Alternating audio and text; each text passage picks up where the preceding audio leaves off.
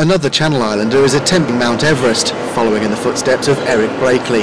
Dennis Nicolle is climbing the equivalent height in the gym today. So, how was he doing? It's been going great so far. I'm experiencing some pain now on the thighs, but other than that, it's okay. I'll be about 20,000 feet now, so I'm well past 2/3 of the way, and so it's just singing songs now in my head and try to prevent the boredom. This alternative ascent is to raise money for mentally handicapped children, and Dennis hopes to get donations from local businesses.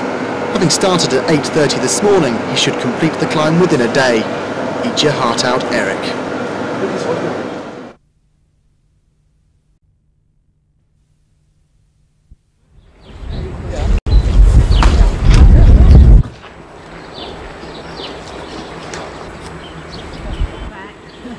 My favourite park now is television. You like that? I'm naturally drawn to the fish.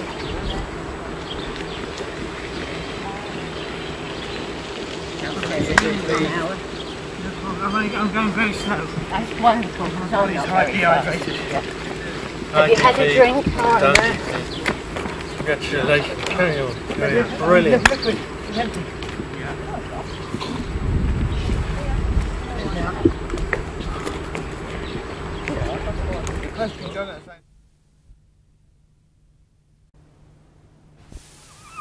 The run is the equivalent of 4 marathons back-to-back, with the final road run ending at hospice care. For Dennis, that means many months of training to be ready for the run, which is due to take place in June. At the moment I'm doing 2 blocks of 10 a day. In March it'll probably go up to 15. In April it'll probably up to 20, with a couple of blocks of 6 or 7 hours, which is Saturday and Sunday. Friday is generally my rest day. Remarkably, Dennis has never even run a marathon or half marathon, so a quadruple marathon is a huge undertaking. But he has a special reason for doing it. I've done 15 miles before, but I've never entered in a marathon or never entered in a half marathon. The last decent walk I did was a 30-miler at the Dallas Island Walk. That was the last time. Other than that, it's now I'm just doing this for Jim Reeves and hospice care. Dennis hopes his efforts will raise £60,000 in memory of his close friend. He's already started his training diet of bread, potatoes, rice and fruit, plus a jar of peanut butter a day. He'll start the run at midnight on Friday, June the 19th, and hopes to finish by 8 o'clock on Saturday evening, a total of 20 hours.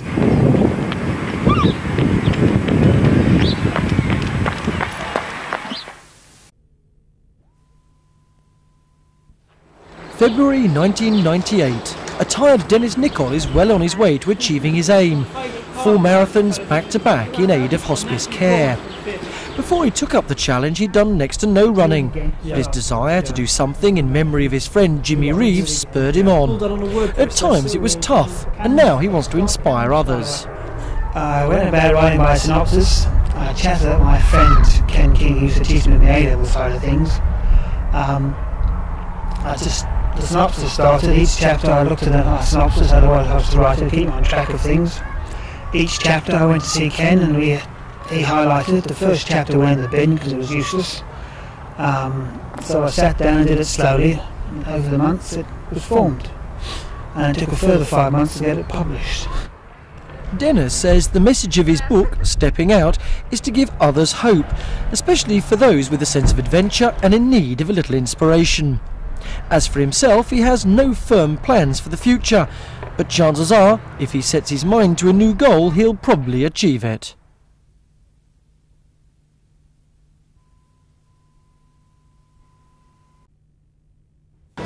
It's not the first time Dennis Nicolle's pulled a stunt like this.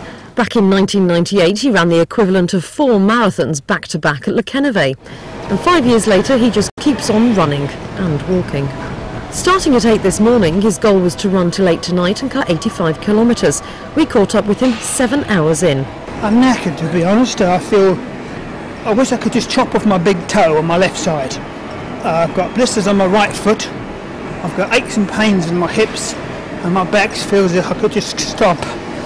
He's had a go before, falling short of the mark by 10 kilometres last year, but he has set the world record for climbing Mount Everest in the fastest time on a stepping machine. So what advice do the experts have? I think that anyone's capable of doing something like this. It's just a case of putting your mind to it, really, and maybe not choosing a 12-hour challenge to start with. Maybe start off with a marathon or something, or half marathon even, just something that's achievable, and then build your goals up from there. If all goes according to plan, Dennis's next goal is to do 100 kilometres in the same time on the treadmill.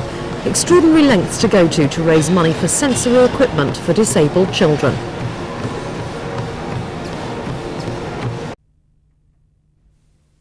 Yesterday's feat got Dennis in the Guinness Book of Records again, but today his feet were understandably going nowhere.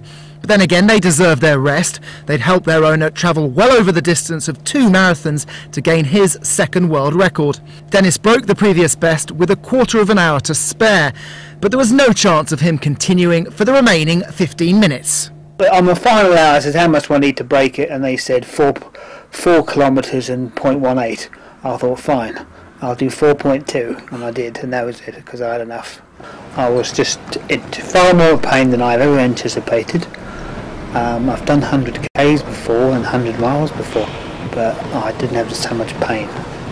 So plenty of pain and very little pleasure, but the inspiration far outweighed any boredom. It's very dull and very boring.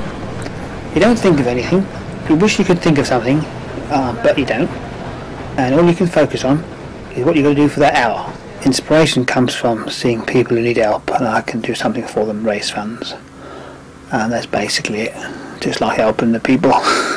Well, Dennis's efforts are set to benefit Aviemore Children's Home to the tune of thousands of pounds. But he's not finished. His new aim is to run 100k in under 9 hours 48 for record number 3.